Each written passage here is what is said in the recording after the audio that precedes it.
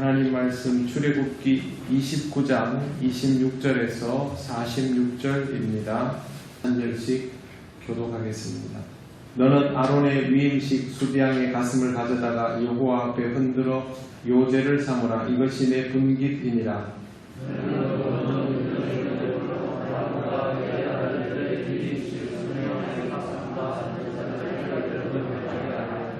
이는 이스라엘 자손이 아론과 그의 자손에게 돌릴 영원한 분깃이요 거제물이니 곧 이스라엘 자손이 화목제의 제물 중에서 취한 거제물로서 여호와께 드리는 거제물이니라.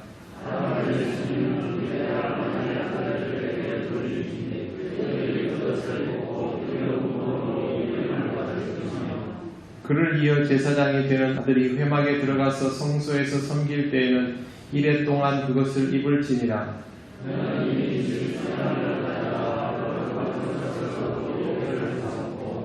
아론과 그의 아들들은 회막문에서 그 수장의 고기와 광주리에 있는 떡을 먹을지라.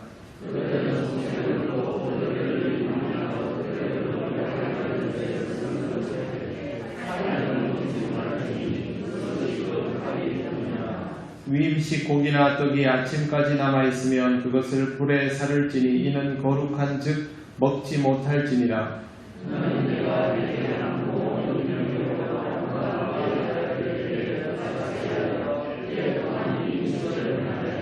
매일 수송아지 하나로 속죄하기 위하여 속죄 제를 드리며 또 제단을 위하여 속죄하여 깨끗하게 하고 그것에 기름을 부어 거룩하게 하라.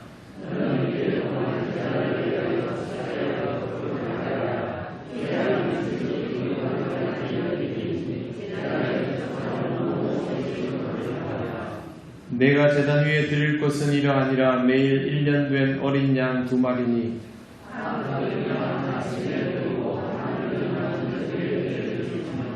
한 어린 양의 고운 밀가루 10분의 1 에바와 지은 기름 4분의 1 흰을 더하고 또 전제로 포도주 4분의 1 흰을 더할지며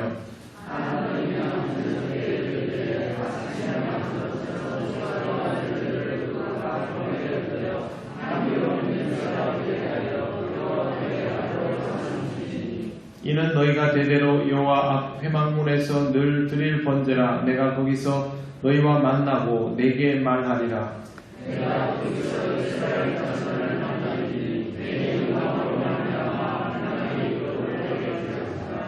내가 그 회막과 제단을 거룩하게 하며 아론과 그의 아들들도 거룩하게 하여 내게 제사장 직분을 행하게 하며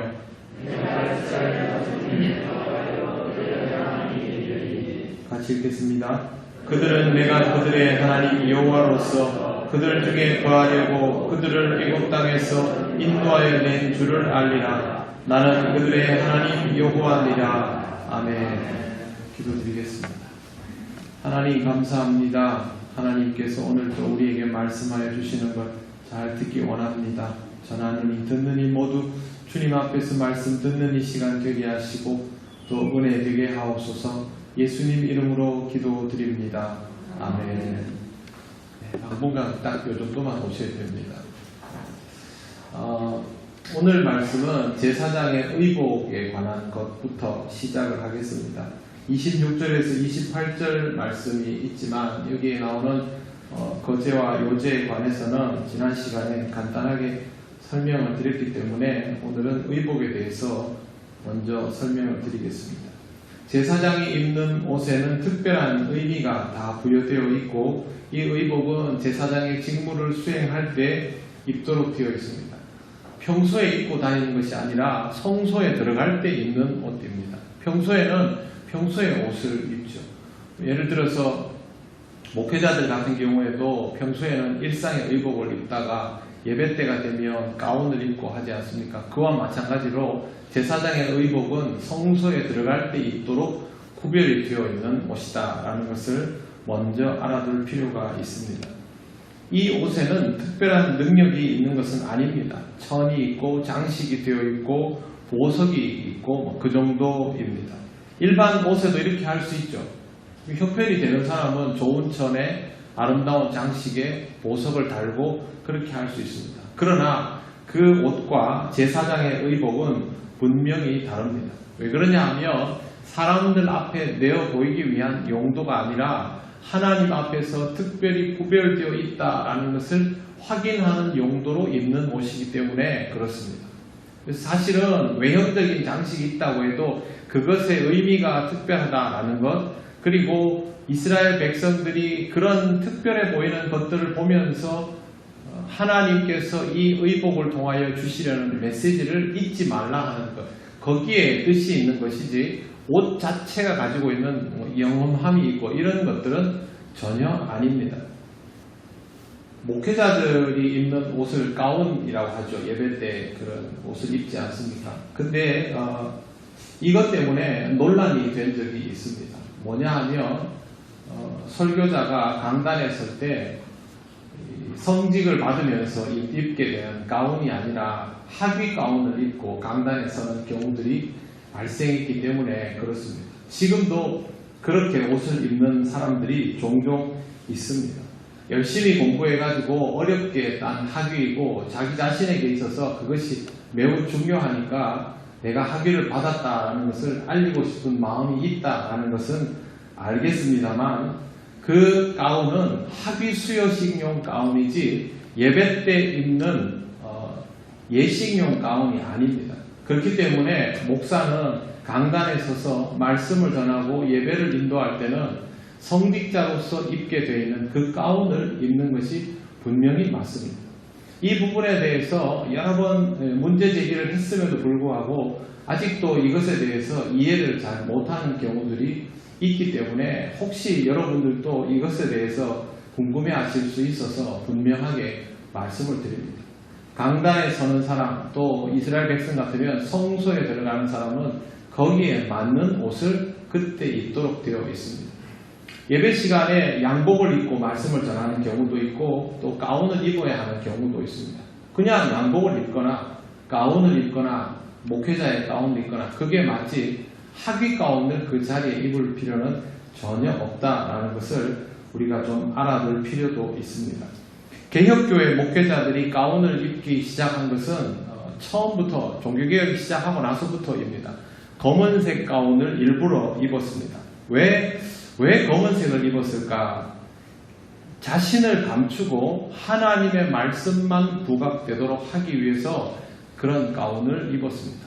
지금도 그 가운 보면 특별한 게 없지요. 검은색입니다. 그냥 검은색. 장식도 사실은 없고요. 그 다음에 흰색을 입게 된 이유는 보는 사람이 너무 덥다라고 해서 그래서 계절에 맞게 색깔만 그냥 검은색 아닌 걸로 했을 뿐이지 거기에도 특별한 의미가 없습니다. 가운을 입으면 학생이 교복을 입은 것처럼 하나도 두드러질 것이 없는 상태가 되도록 만들기 위해서 그렇게 했다라는 것이 가운의 출발입니다. 이 가운이 뭐 동양식이든 우리나라 한복 스타일이든 서양식이든 그런 건 아무 상관이 없습니다. 하나님 앞에서 특별한 의미를 가지고 입는 옷, 사람이 드러나지 않도록 입는 옷, 그것이면 된다는 것이죠. 제사장의 의복도 하나님께서 지정하여 준 대로 입는 옷, 그게 전부입니다.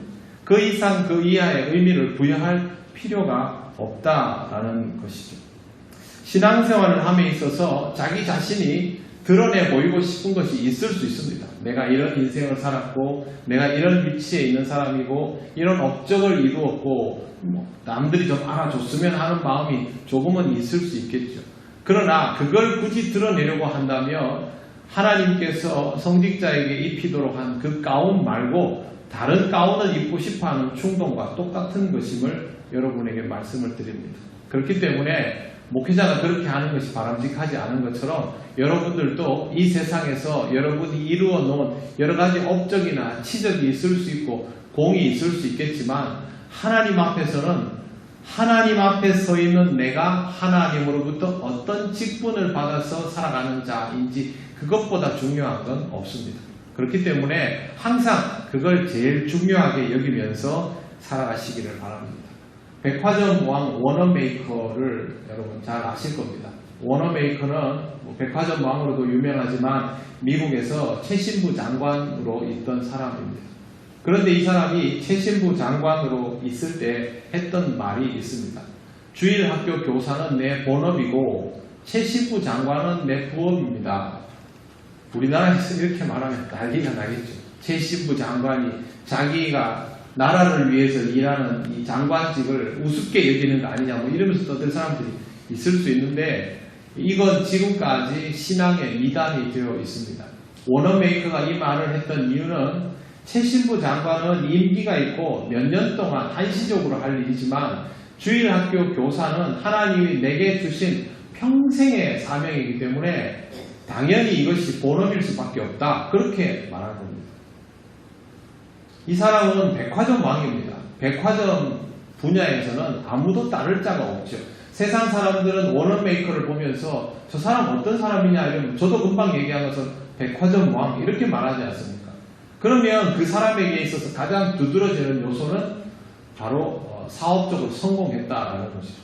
그런데 정작 본인은 전혀 거기에 무게를 실지 않고 자기가 교회에서 교사라는 것을 제일 중요하게 여기고 있습니다.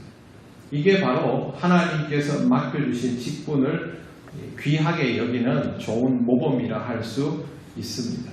세상 사람들은 그가 돈 많이 벌었다고 기억하지만 우리는 그런 사람보다 하나님께서 주신 직분을 천직으로 생각한 사람, 그렇게 기억하는 것이 좋습니다. 우리 교회의 역사 속에도 저와 여러분의 이름이 남을 겁니다. 나중에 우리 후대들이 교회의 기록들을 보면서 이 사람은 어떤 사람, 저 사람은 어떤 사람 할 때 여러분 어떻게 기억으로 남기를 원합니까? 그 사람은 사업에 성공해서 정말 돈을 많이 벌었던 사람, 아니면 그 사람은 자기가 원하는 것들을 이루었던 사람, 그런 기억으로 남기를 원하십니까? 아니면 우리 교회에서 제일 순종 잘하고 잘 섬기는 일꾼, 그렇게 기억에 남기를 원하십니까? 제가 알고 있는 상식으로 교회에서는 전자의 방식으로는 교인을 기억하지 않습니다. 교회에서 교인을 기억하는 방식은 우리 교회에서 어떻게 자기 직분을 섬겼는지 그걸로 기억이 될 뿐입니다. 그러니까 여러분도 저도 우리 교회에서는 그렇게 이름이 남겨지는 사람이 되어야 할 겁니다. 그게 하나님께서 제사장에게 준 의복을 그 의미에 맞게 제대로 입는 것과 같은 의미입니다. 대제사장 위임식 소요 기간은 7일입니다. 이 기간을 지키도록 한 것도 하나님의 뜻입니다. 7일은 한 주기가 되죠. 한 주를 다 채우는. 그러니까 7일간이라고 하면 이것도 완전체의 개념이 됩니다. 그 말은 무슨 뜻이냐면 적당히 치르는 행사가 아니다라는 거죠. 한 주간 동안을 다 쏟아부어서 그렇게 집중해서 정성을 다해야 하는 행사라는 뜻입니다. 그렇다고 해서 이 7일 자체가 엄숙함과 부담만으로 채워지는 것은 아닙니다. 31절을 보시면 수양을 취하여 거룩한 곳, 지정된 곳에서 고기를 삶고 아론과 그 아들들은 회막문에서 수양의 고기와 광주리의 떡을 먹도록 되어 있습니다. 어떤 의미냐 하면요, 제사장의 직분을 받은 자들이 7일 동안 제사장의 직분을 위임받는 식을 매일매일 거행을 하는 겁니다. 그러나 그것만 있는 게 아니라 정성을 다해서 수양을 잡고 그 음식을 나누어 먹는 과정도 시간에 포함이 되어 있습니다.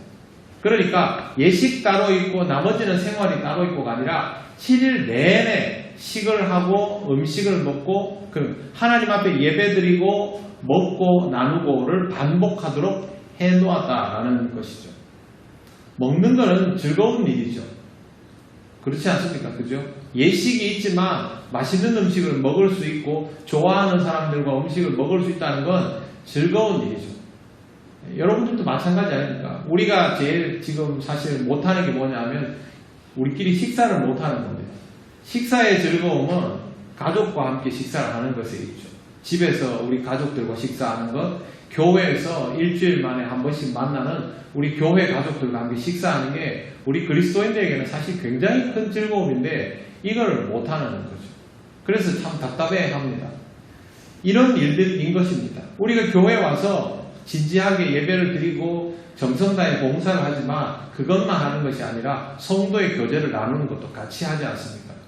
그렇게 해서 7일의 과정을 겪는 것입니다. 위임식 가운데에서 화목제로 드려진 제물은 만찬으로 즐기듯이 큰 기쁨으로 먹으라는 하나님의 명령입니다. 화목제는 아무나 하는 것이 아니고 하나님으로부터 사죄의 은총을 입고 하나님과 끊어진 교제를 회복한 사람들이 나눌 수 있는 제사인 것이죠. 믿는 자가 할 수 있는 것이라는 뜻입니다. 그렇기 때문에 제대로 이 과정의 의미를 알고 기뻐하는 자만 참석할 수 있습니다.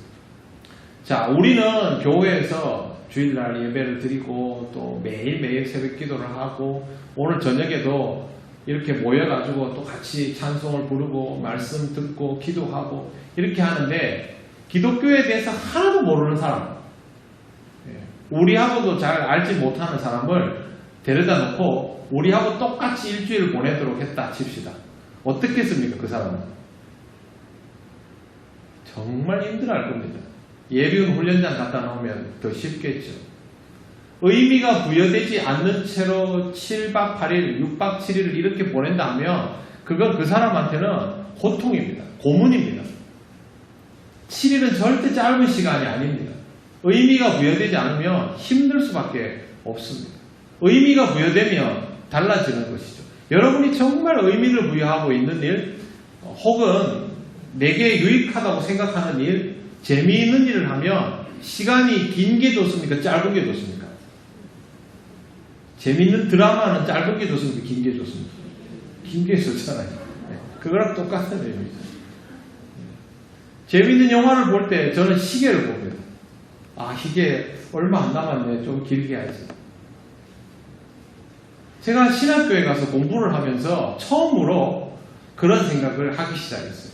제 적성에 맞았던 거죠. 그 다음부터는 좋은 말씀을 들을 기회가 있거나 또 예배를 드릴 때 좋으면 시간이 짧다 하는 생각을 이제 점점 하는 빈도가 늘어나기 시작하게 된 것이고 지금은 이게 익숙한 삶이 됐죠. 여러분도 마찬가지일 겁니다. 7박 8일을 6박 7일을 아니면 평생 신앙생활하는 것을 매주 이렇게 예배를 드리는 것을 내가 의미를 부여하고 즐거워하지 못하면 이건 못합니다. 힘들어서 못합니다. 여러분 이렇게 평생을 하나님 앞에서 주기적으로 예배를 드리고 기도하고 이러면서 살다가 하나님 나라 갈 겁니다. 근데 누군가에게 이렇게 살아라, 각서를 써라 그러면 못합니다. 하나님이 어떻게 나를 사랑하시고 나를 구원해 주셨고 내게 하나님의 영광에 참여할 수 있게 해주셨고 이런 것들을 아는 사람만 신앙생활을 누릴 수 있습니다. 그래서 우리가 교회를 다니려면 신앙생활을 하려면 이걸 누리는 상태를 유지해야 됩니다. 그냥 교회를 왔다 갔다 한다고 되는 게 아니죠. 제가 아이들 가르치면서 이렇게 얘기한 적이 있어요. 공부를 잘하는 방법 알고 싶으냐 그러니까 아이들 알고 싶다고 그랬대요. 그래서 제가 이렇게 대답했거든요. 공부가 재밌으면 된다. 욕을 엄청 먹었습니다.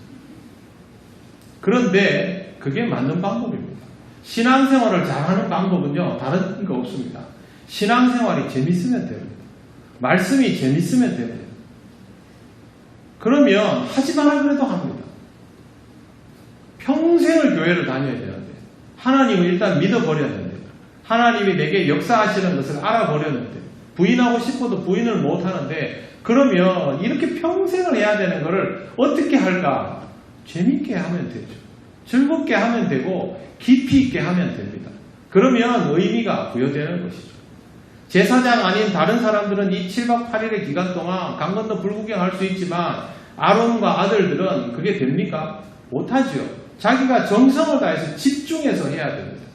그래서 신앙생활을 잘하려면 내가 주인 정신을 가지고 신앙생활하는 게 정말 중요합니다. 우리 교회에서 드려지는 예배는 내가 드리는 예배. 우리 교회에서 하는 성경 공부는 내가 공부하는 자리. 우리 교회에서 하고 있는 새벽 기도는 내가 기도하는 자리. 전도하러 나가는 것도 내가 나가는 자리. 그래야 재밌어요. 이거는 누군가가 하는 자리. 저거는 누군가가 하는 자리. 이 예배는 누가 드리는 예배. 저 공부는 누가 하는 공부. 나하고 아무 상관없잖아요. 그러면 신앙생활이 동력을 받지 못하고 힘듭니다. 자기가 믿음이 약하다는 생각이 들면 들수록 자기 자신을 신앙적인 과정 속으로 신앙의 내용 속으로 자꾸 집어넣으십시오. 그래야 이게 의미가 부여됩니다. 예전에 그런 농담 한 적이 있습니다. 어떤 사람을 목사를 시키고 어떤 사람을 장로를 시킬까? 어떤 사람 시킨다고 생각하십니까? 저희 그 우스갯소리 그거 안 시켜놓으면 신앙생활 열심히 안 할 사람들만 하나님이 시킨다. 이렇게 얘기한 적이 있습니다. 저는 그렇게 틀린 말이 아니라고 생각합니다. 여러분 스스로가 신앙의 중심으로 들어가시면 됩니다. 그러면 의미가 점점 부여될 수밖에 없어요. 그래서 교회에서 뭐 할 사람 들면 손 들면 됩니다.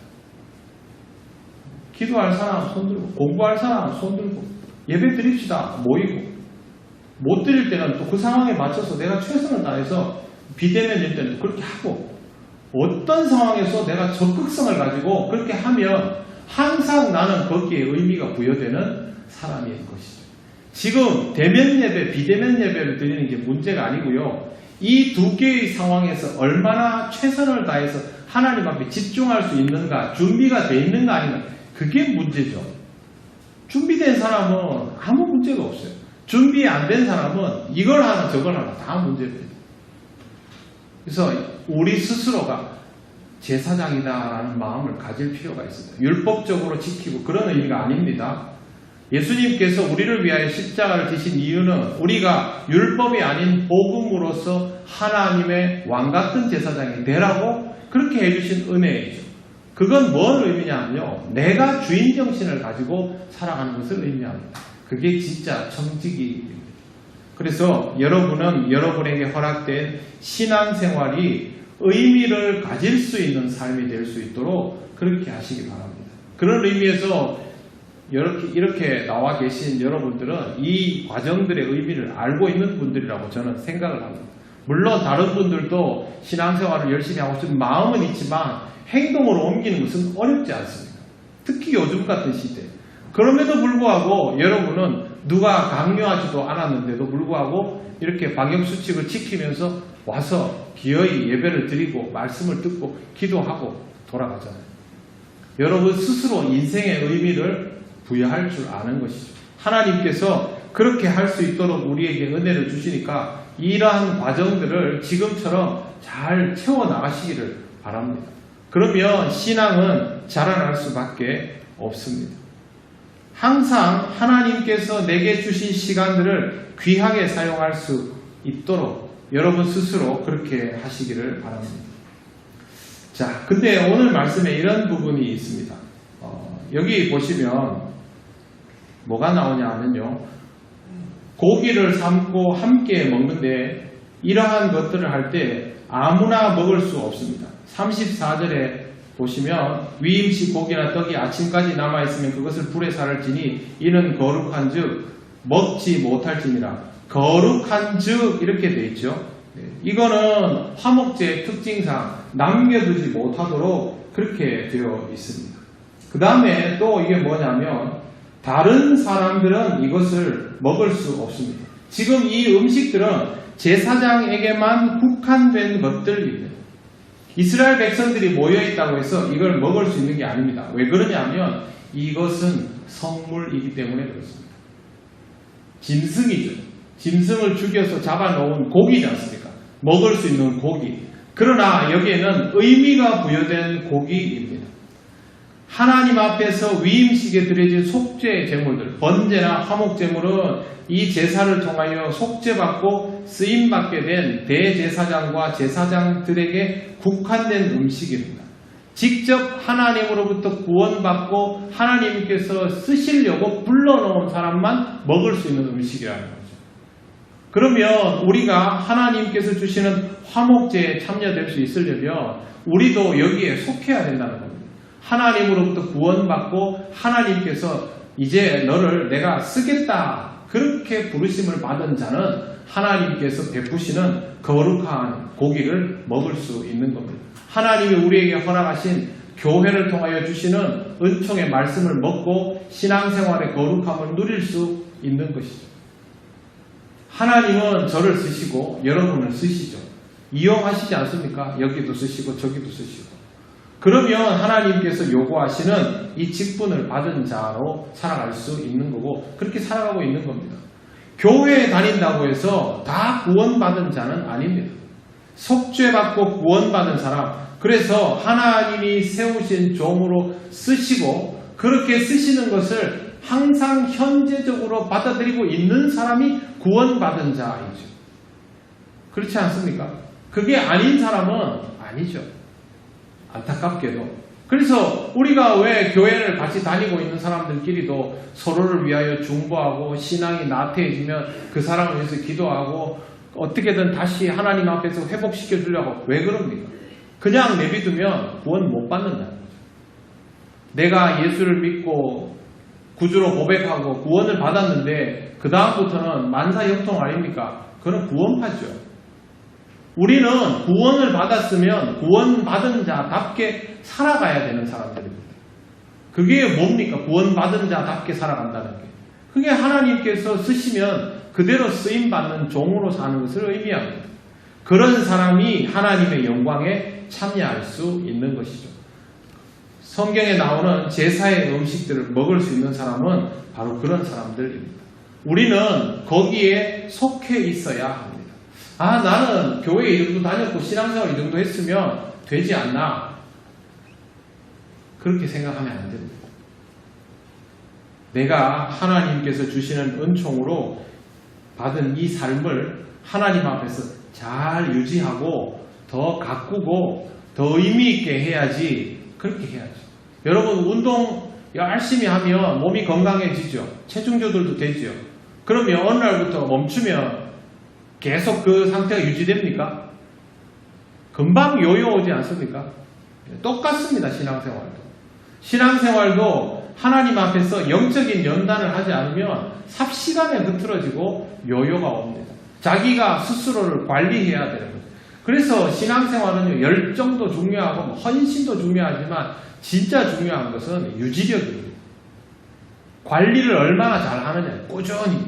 그걸 관리를 잘 해야 어렵고 힘든 순간이 왔을 때 그 순간에 시험에 들지 않고 미혹되지 않고 고비를 넘길 수 있는 거죠. 어떤 사람에게든 어려움이 오지 않습니까? 그걸 넘기려면 평소에 훈련이 잘 되어 있어야 한다는 것이죠.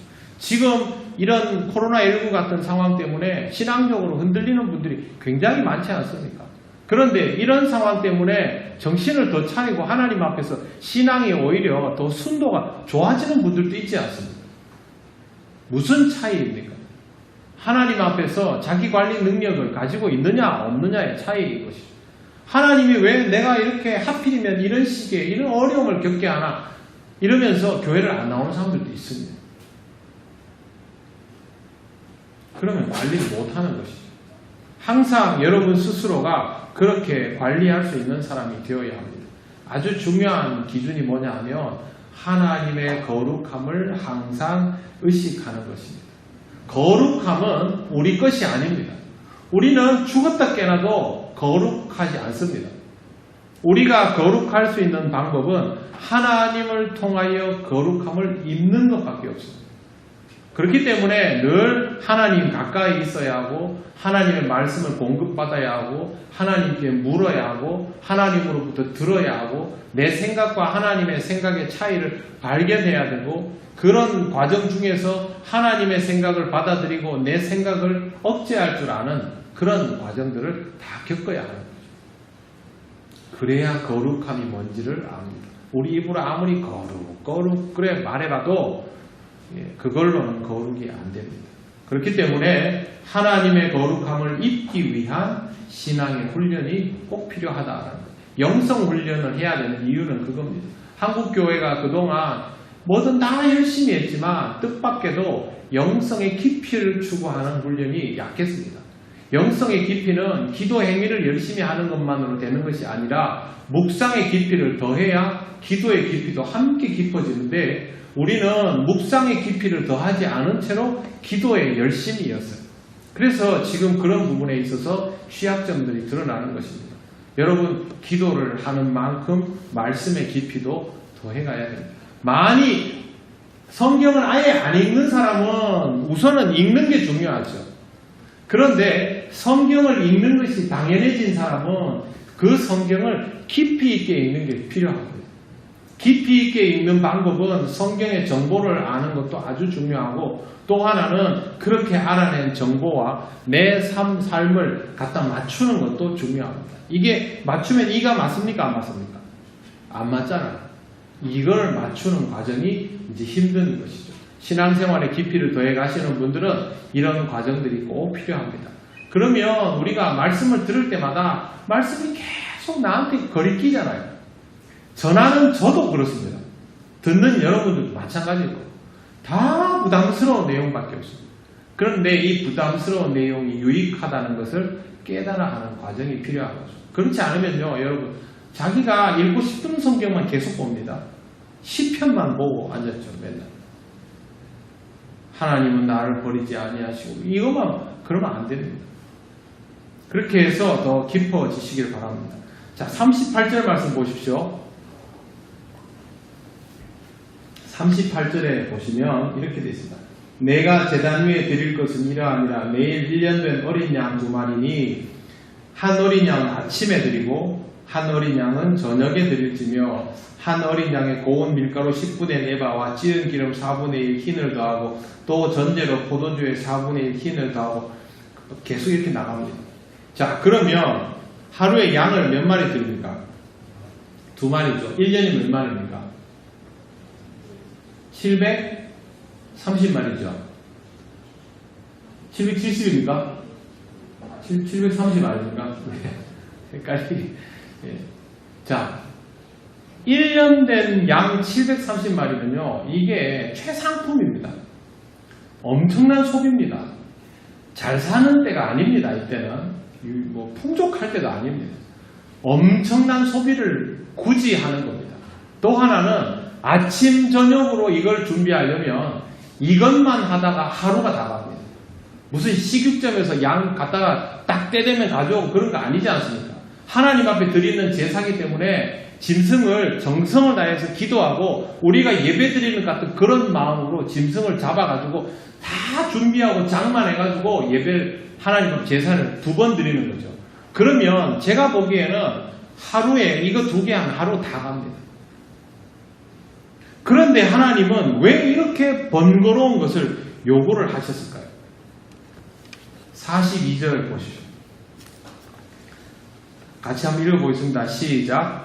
이는 너희가 대대로 여호와 앞 회망문에서 늘 드릴 번제라. 내가 거기서 너희와 만나고 내게 말하리라. 자, 이것은 앞으로 계속 언제까지가 없습니다. 그렇죠? 그냥 계속입니다. 계속 드릴 건데 왜 이걸 하느냐? 내가 거기서 너희와 만나고 내게 말하리라. 이게 목적입니다. 무슨 뜻이냐면요, 하나님이 우리의 아버지라는 걸 꼭 생각하십시오. 그런 목적 아주 간단합니다. 보고 싶어서, 만나고 싶어서. 하나님은 우리를 만나고 싶어서 이렇게 하는 겁니다. 여러분, 연애할 때 자꾸 보고 싶으면 어떻게 합니까? 구실을 만들죠. 그렇게 안 합니까? 오늘은 1일, 내일은 며칠, 뭐 10일 지나면 10일 기념, 50일 지나면 50일 기념, 100일은 100일 기념. 있지도 않은 구실까지 만들어서 어떻게든 만나려고 했어요. 공부하자고 만나고. 여러분, 하나님이 우리 괴롭히려고 그렇게 합니까? 네 한번 고생해봐라. 아침 저녁으로 양을 잡아봐라. 한번 애먹어봐라. 내가 이스라엘 백성 중에 제일 마음에 안 드는 사람 딱 집어가지고 제사장 앉혀놓고 고생을 시킬 거다. 그겁니까? 그거 아닙니다. 하나님은 항상 이스라엘과 함께 하시고 이스라엘을 만나기를 원하시고 말하고 싶어 하십니다. 그래서 이렇게 요구하는 겁니다. 하나님이 어떤 마음인지를 알면 이렇게 하나님을 만날 수 있다는 것을 기뻐하며 찬양하고 제사를 준비할 것이고, 하나님이 어떤 마음인지를 모르면 이것 자체가 부담이 되는 거죠. 그래서 우리가 이렇게 딱 보면, 야, 이런 식으로 평생 양만 잡다가 살고 가야 되나? 라고 생각을 할 수도 있는 것이죠. 그러나 내가 사랑하는 하나님 아버지가 나를 보고 싶어서 이거를 원하시다 그러면, 전제는 나도 하나님을 사랑하면, 그러면 내가 한 번이라도 하나님을 더 만날 수 있는 기회는 좋은 것이 됩니다. 명절에 요번에 막 문자 막 오죠. 이번에는 어디 가지 말고 막. 그런데 다들 뭐라고 하십니까? 어떻게 하지? 자식은 보고 싶고 안 오는 게 맞는 것 같기도 하고 막 고민을 하잖아요. 이제 뭐 구실이 있나 없나 찾겠죠. 그래서 이번에 꼭 봐야 될 구실이 있으면 그거 얘기해서 오게 할 거고 그럴 구실이 없으면 그냥 넘어갈 거고. 그게 부모 마음이죠. 그게 하나님 마음. 하나님은 우리를 보고 싶어. 우리와 만나고 싶고 우리와 말하고 싶어. 이 세상에 내어놓고 거친 광야에서 살아가면서 아무것도 몰라 방황하고 이제 막 하나님을 알아가기 시작한 이 사람들이 하나님을 확실히 알고 하나님을 확실하게 느끼고 하나님과 동행해야만 제대로 된 삶을 살 수 있기 때문에 그렇게 하도록 요구하시는 겁니다. 율법이 아닙니다. 이스라엘 사람들이 이것을 율법으로만 이해하는 것은 내면적인 이해도와 성숙함이 없이 행위만 하려고 하니까 율법이 되는 것이죠. 매일 새벽기도 나오는 게 쉽습니까? 힘들잖아요. 그런데 매일 새벽기도 나오는 분들은 힘들어 안 합니다. 시키지도 않죠. 왜 그렇습니까? 자기가 거기에 이미 의미를 부여하고 있잖아요. 시켜보십시오. 죽을 맛이죠. 부목사 때는 새벽기도 나오는 거 진짜 힘듭니다. 솔직히 그렇습니다. 야, 이것 때문에 담임을 할 수 있나? 라는 고민을 하는 부목사들이 너무 많습니다.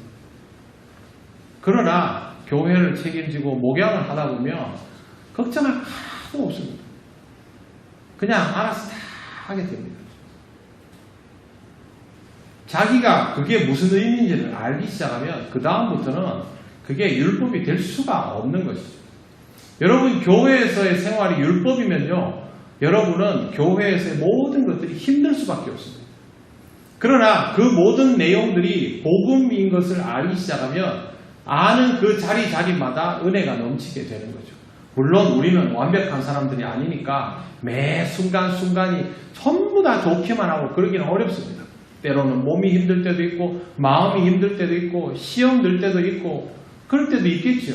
그럼에도 불구하고 우리가 하나님이 우리를 만나기를 원하신다는 궁극적인 의미를 알고 있다면 우리가 혹시 마음이 좀 약해지거나 율법적이게 될 수 있을 때나 시험에 들 때에도 하나님이 나를 보기를 원하시니 내가 하나님을 전심으로 만나리라 하는 그 마음가짐은 지킬 수 있지 않습니까?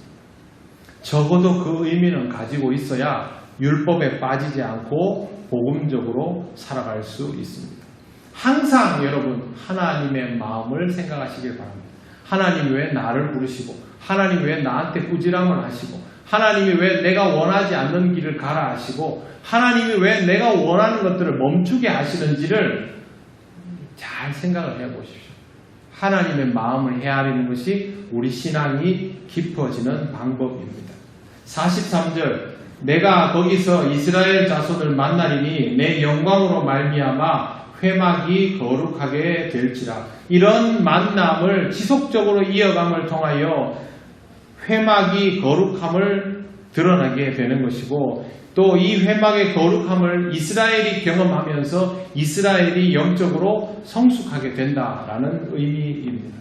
대대손손 이어가는 신앙이 잘 유지가 되며 신앙적으로 더 깊어지는 가문이 되는 것이 바로 이런 의미입니다. 46절 보십시오. 그들은 내가 그들의 하나님 여호와로서 그들 중에 거하려고 그들을 애굽 땅에서 인도하여 낸 줄을 알리라. 나는 그들의 하나님 여호와니라. 자, 이 말씀을 보시면요.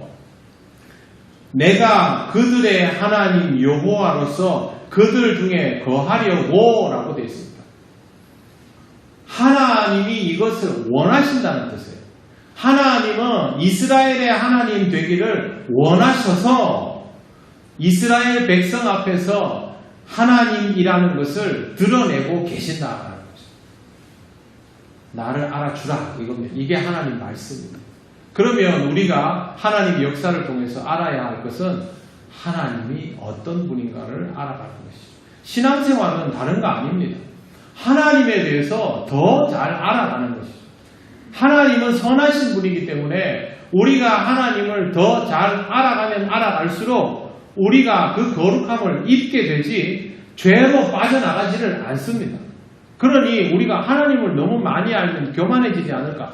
그거는 어설프게 알아서 그런 거고 우리는 전심으로 여호와 하나님을 알면 됩니다. 힘껏 더 알아가고 내 삶 속에 하나님을 받아들여가면 됩니다.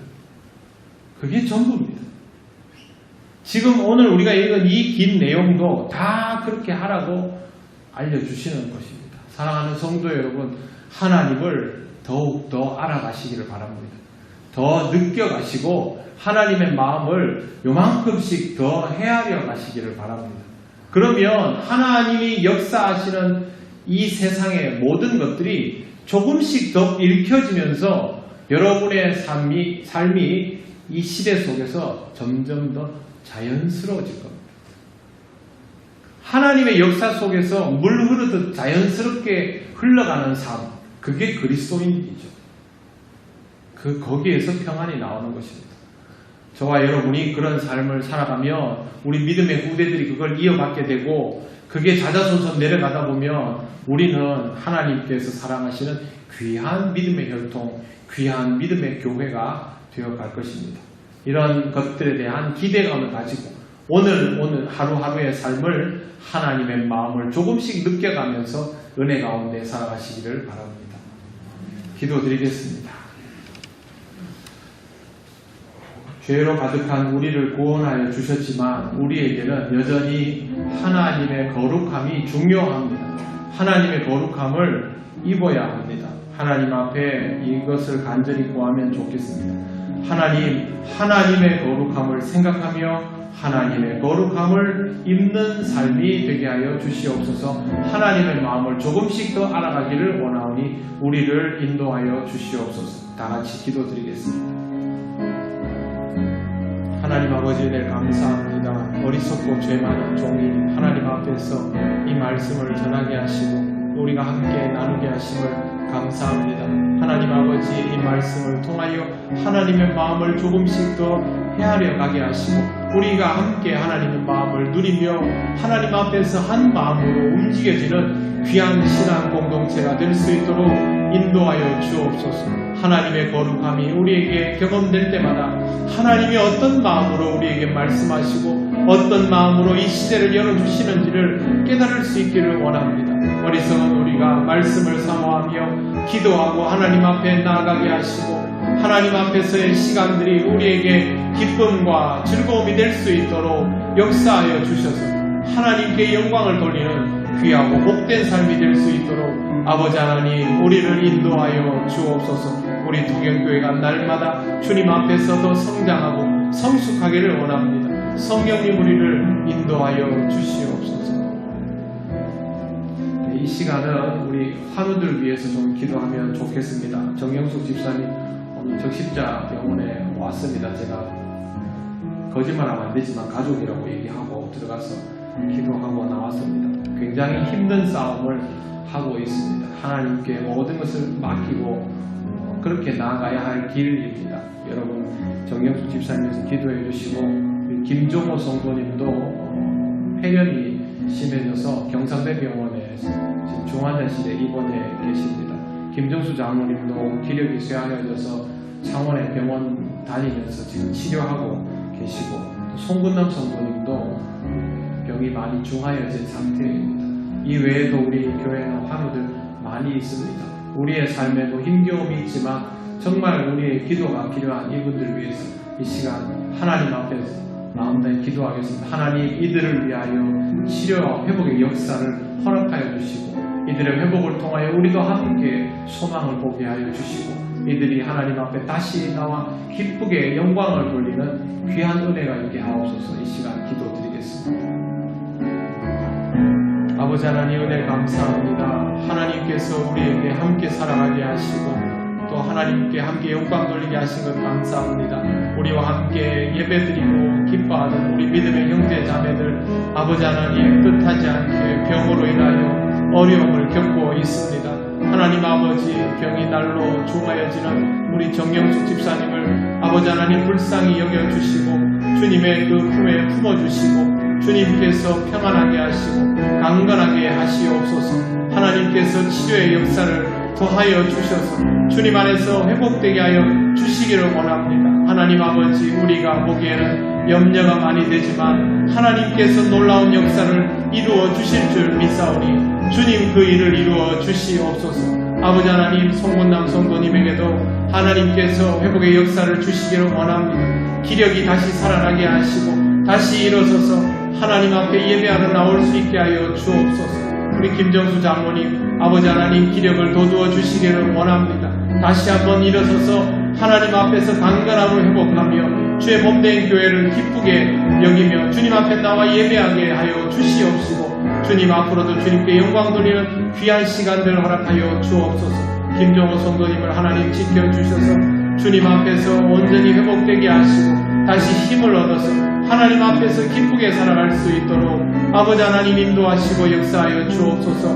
우리 교회 모든 성도들 주님 안에서 영육간에 강건하게 하시고 주님의 사랑을 통하여 새 힘을 얻고 서로를 위하여 중보하고 일어서는 삶이 될 수 있도록 아버지 하나님 역사하여 주시옵소서. 하나님 은혜 감사합니다. 하나님께서 우리에게 허락하신 귀한 삶을 하나님 앞에 늘 돌려드릴 수 있기를 원합니다. 정영수 집사님 오랜 투병으로 많이 지쳐 있습니다.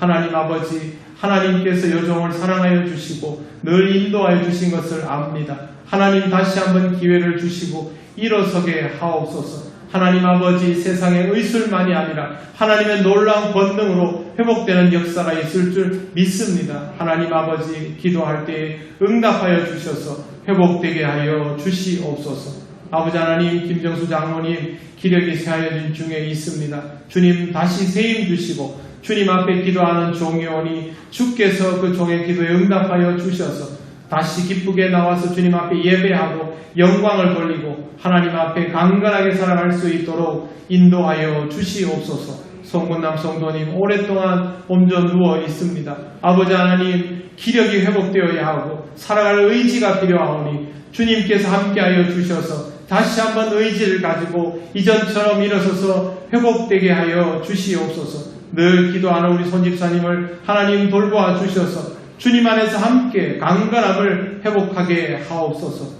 김종호 성도님 뜻하지 않게 입원하게 되었습니다. 하나님 이 기회에 더욱 강건함을 입게 하시고 주님과 함께 동행하는 기쁨을 누리게 하셔서 치료의 손길을 통하여 폐렴이 온전히 나을 수 있도록 인도하시고 역사하여 주시옵소서. 우리 통역교회 하나님 영육간에 어려움을 겪는 이들이 많이 있사오니 주님 권능의 손길로 고쳐주시고 싸매어주시고 위로하여 주셔서 주님 앞에서 회복되는 기쁨을 누리게 하시고 우리가 서로를 위하여 날마다 기도함을 통하여 우리 스스로가 주님 앞에 세워져 가는 은혜 또한 경험하게 하옵소서. 하나님 우리와 함께하여 주심을 감사드리며 예수님 이름으로 기도드립니다.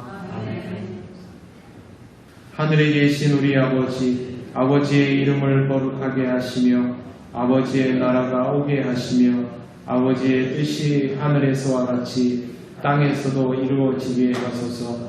오늘 우리에게 일용할 양식을 주시고 우리가 우리에게 잘못한 사람을 용서하여 준 것 같이 우리 죄를 용서하여 주시고 우리를 시험에 빠지지 않게 하시고 악에서 구하소서. 나라와 권능과 영광이 영원히 아버지의 것입니다.